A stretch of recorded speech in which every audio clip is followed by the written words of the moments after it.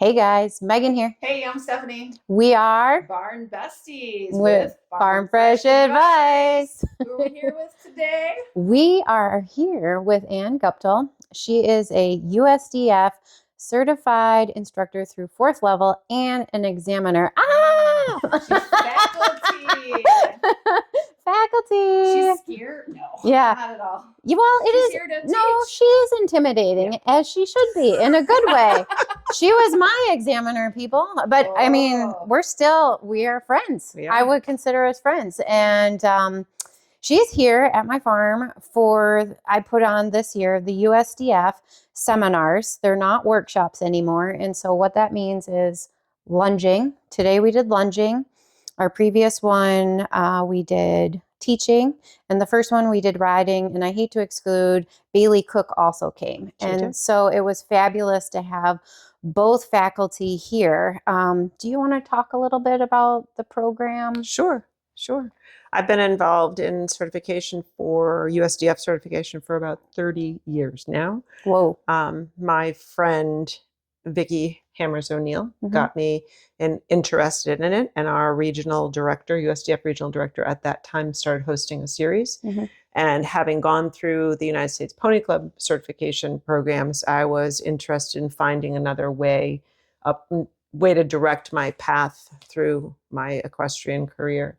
And I feel that working with the USDF, the instructor program, and helping develop the educational materials, the syllabuses for the seminars over the years, we've grown, we've expanded. The new format of having a more open first day at the seminars is great, and bringing in 2 faculty so that one could lead the instruction part and the other could interact with the audience at the same time added just another layer of education that I felt was really rejuvenating for everyone, for the participating instructors, for the auditors, and for all of us faculty as well. I think it's awesome. Stephanie has also hosted a series, and it was at least a decade ago, and it's really changed. And I'm kind of curious to see if we can identify how it's changed, because I think we started with the lunging. So I think we did it backwards. I think we started with lunging, and then I can't remember if the next session was the teaching or the riding. But yeah, we did. So I was kind of the organizer through our GMO, or group member organization, which is part of the United States Dressage Federation. And Vicki was we had different faculty for each of them. And it was a bit of a struggle at the time. There were some national health issues in the horses, so we had some date moving around and everything. But Vicki was great, because I was a bit of a basket trying to coordinate. It's a lot. So it wasn't like a private facility such as Megan's. We were utilizing a huge boarding facility, and of course we needed a weekend where we could. And it's a GMO. Descend upon you have committees. Yep, we have committees. I had a lot of volunteers, because it was a different program back in the day to some extent. But because we were doing it through the GMO, we had, our tight budget. And I understand that USDF has taken over some of this. So it was my job as the organizer to find faculty and book them for the weekend and work with them on their flights and make sure they had hotel or, all that, and get their shuttle service and all that going on. Which was challenging when we had, like I said, some dates we had to move things around. But I mean, all the faculty were amazing, because I'd call and be like, oh my gosh, we need to postpone. What are we going to do? And you guys were all amazing, but we did have different faculty for each of the group. Yes. Oh, you did? Yeah, we did for each of the workshops. And some of that just was because of availability. Like I said, availability. Schedule. And we'd have the state would kind of be like, ooh, we don't want horses crossing the state line. So when I did it, it was kind of that Wisconsin-Illinois border area. We had horses coming from Wisconsin. We had horses coming from Illinois.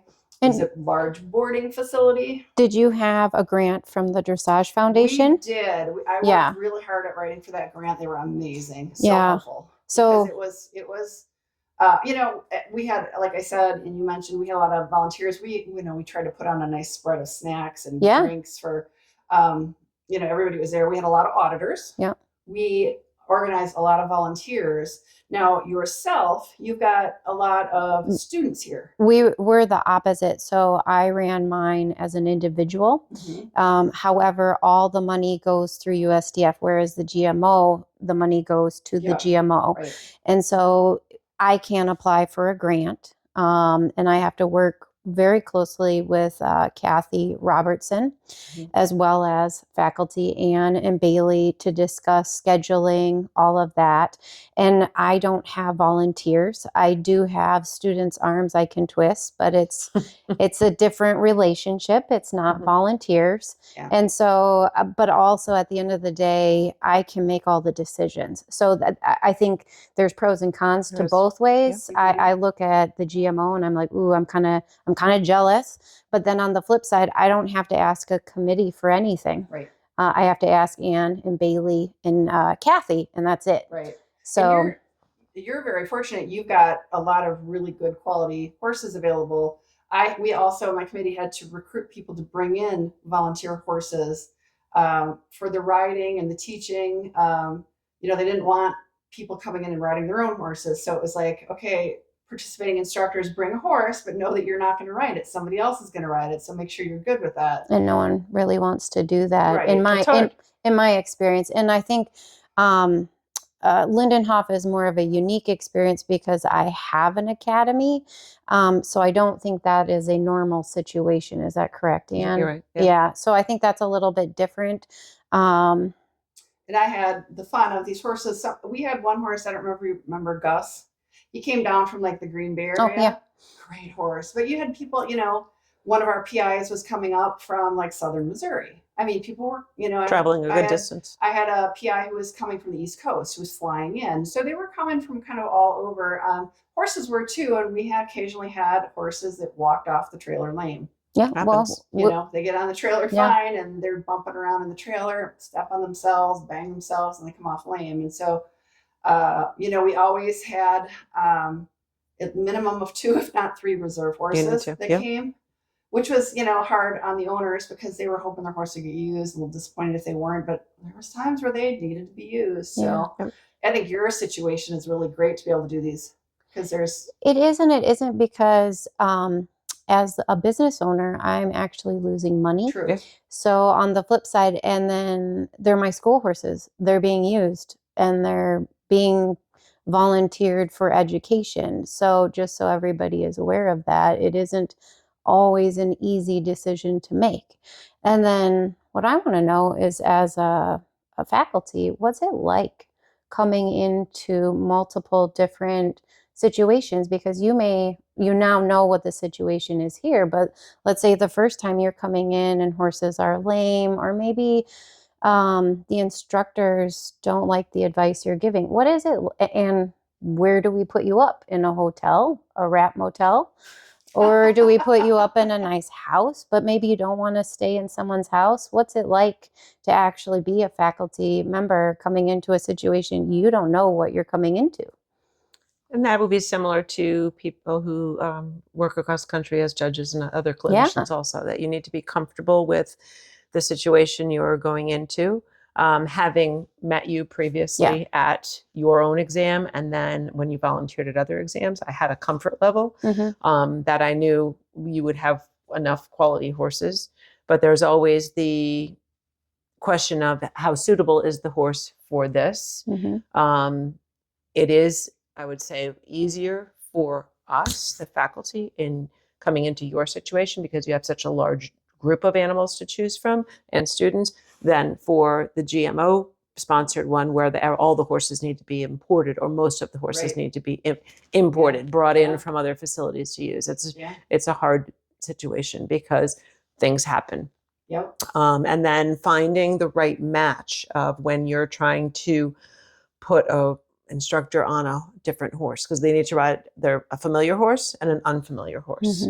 And again, them loaning their own horses for others to use is a leap of faith and trusting the other professionals and finding appropriate, if you've never seen the person ride before, having to trust their self-evaluation of their own abilities, and finding appropriate horses is difficult. So we have to rely often on a broad spread net of the GMO reaching out to other professionals in the area to help bring in the needed horses. Yeah, I remember getting the volunteer horses and trying to get the background on them. And then I think I matched the participants. As the organizer, yeah. I think I matched them with the horses because I remember I had a spicy thoroughbred that amazing horse, but they're like, it's a cool windy day, he can be a little spicy. So I put my event rider instructor on him, and she loved him because she loved the spicy, and he got a little spicy a couple times. She handled it well,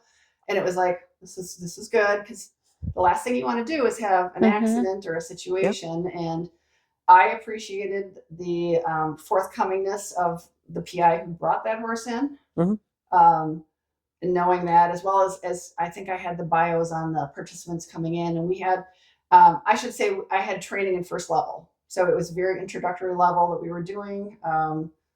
All the participants, I think, but one were new, had never gone through the program. I think we had one who had gone through it in a previous experience. So, they were all nervous. They didn't know what to expect. One thing we've added is that asking for, and I organized a seminar at my own farm last year, asking, when reaching out for horses, ask the people providing them to give us a video. So that we could see a little bit of what the horse actually looked like, worked like, and also we've asked if the participating instructor is coming from a distance and not bringing any horses, we've asked them to provide a history of their own riding ability and a video of them riding. So that has helped match up horses and riders a lot more. Very smart. Yeah. What would you like to improve on the program? More participation from instructors. I totally in agree. The area, understanding the value of the program and appreciating the education available. Yeah. And what, for the person who may not see the value, what is the value in this program? The need to express the what, the why, and the how of the lunging, riding, and teaching. What are you going to teach? So the exercises or the seat and position. Why, the classical theory behind that, and how, what you choose to use. So what, why, how is a phrase that we started using early in the program, and it's helped all the way across the board. Because if you remember that, it helps you always be sure that you back up what you are teaching with classical theory. And that will preserve our sport. Oh yeah. And it has helped me immensely as an instructor. It has given me organization. I mean, and I think also another big takeaway is it opens dialogue, and we get to meet like-minded people. We all love horses, but when do we actually get to sit down in a classroom and have a conversation about theory? I can tell you I don't. And I'm busy working. I loved it. I think these 3 sessions really energized me, motivated me, and got me excited. We had some great discussions. Yeah. With the different variety of and experiences of people that came in. I think as somebody who is not an instructor, for me, seeing and knowing there are people out there who have gone through the program, let's just say they're certified, through first or second level. For me, that tells me they have a strong foundation in the sport, because as a kid coming up, the training that I got was very sporadic. I didn't come from a family with a lot of money, so taking a lot of lessons was oftentimes out of reach, and anybody could hang their shingle out and call themselves an instructor, and they didn't necessarily know what they were doing. So I feel like anybody who's gone through the program and or has tested has that really solid knowledge foundation that you can rely on and say, okay, they know what they're talking about. They know what they're doing. They're not going to get me into trouble. They're not going to get my horse into trouble. And there's no giant hole in their foundational training. Well said. I think that's really important in this country, because we never really, other than, honestly, you mentioned Pony Club. That's a great place. But other than that, I don't think, other than USDF, there's really a program.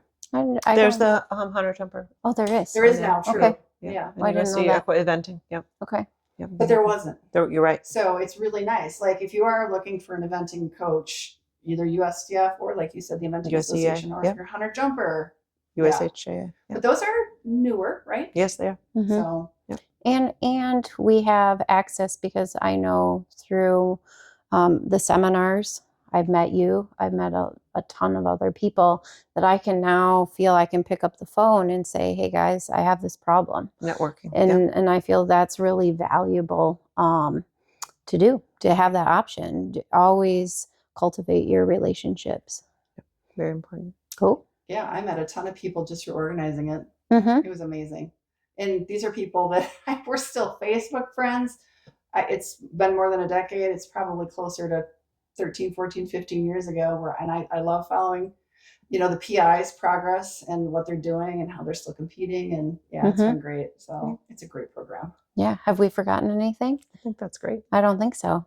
So you guys, we will have in the description USDF. Thank you, Anne, for explaining the seminars, what it's like, your version. And anyone who's out there who wants to be an instructor, get signed up. And thank you to Stephanie, who's hosted, Organized. organized. It was a GMO that really hosted. But yeah, but you're the backbone of it. And you. Yeah. Thank you to you. Yeah. Doing what you did this weekend and the last, the 3 weekends prior over the months where you did this, because it's great USDF helps, but they don't have a facility to do this. They need people like you. Yeah. Yeah. I think it's really important to give back to our sport and keep growing our sport, really. Yeah. So don't forget to hit the subscribe button, make some noise, and check you on the next video. Bye guys. Everybody.